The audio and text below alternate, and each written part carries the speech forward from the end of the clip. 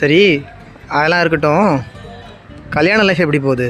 அதுவா, அது ஒரு மாதிரி நல்லா போகுது. அப்படியா?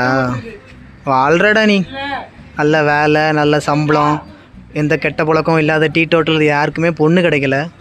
ஆனால் எல்லா பழக்கத்தையும் வச்சுட்டு உனக்கெலாம் பொண்ணு கொடுத்துருக்காங்க. எனக்கு என்ன குறைச்சல? நல்ல மாப்பிள்ளை தானே?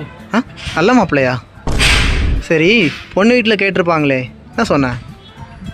உண்மையாக தான் சொன்னேன், டீ டோட்டல். உண்மையை சொன்னியா?